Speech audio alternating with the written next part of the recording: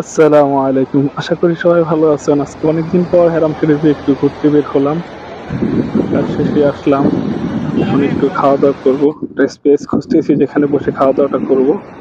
তারপর ইনশাআল্লাহ আমরা হেরাম শরীফের ভিতরের দিকে যাবো।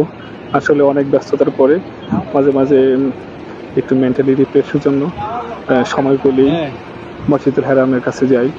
একটু ওখানটা বসি, সময় নিয়ে তারপর একটু রিফ্রেশ হয়ে তারপরে রুমে যাই। আলহামদুলিল্লাহ, আল্লাহর অশেষ রহমতে আল্লাহ তাআলা আমার রিজিকের ব্যবস্থা এমন একটা জায়গা করেছে যে আমি এখানে মক্কার একদম বাইতুল্লাহর কাছেই আমার কর্মস্থল। যাই হোক, আমরা আমাদের কাঙ্ক্ষিত যে স্পেসটা পেয়ে গেছি।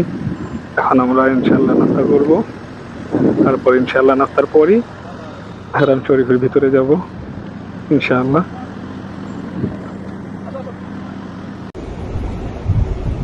অ্যাক্সেলেটর থেকে নামার পরেই আমরা আছি এখন অ্যাক্সেলেটরে। এখান থেকে নামার পরে আমরা একদম মসজিদুল হারামের সম্মুখে দেখতে পাবেন।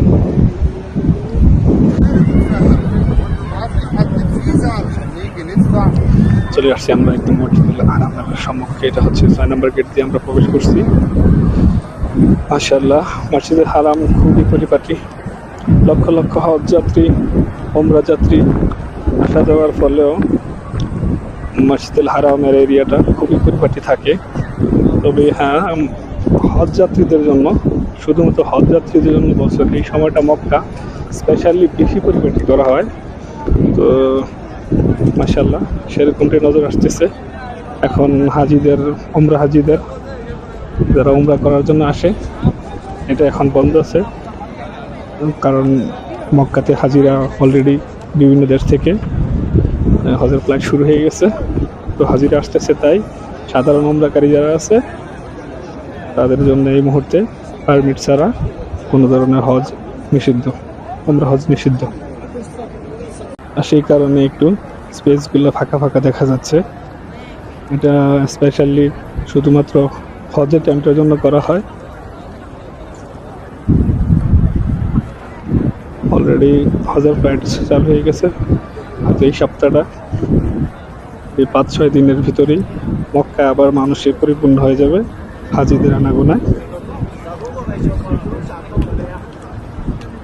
আমরা এখানে একটু বসবো।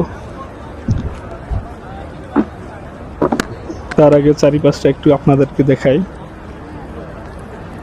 যে হাজিরা রেস্ট নিতেছে, রিল্যাক্স হচ্ছে। আর এই সময়টা এখন এশার সালাতের পর।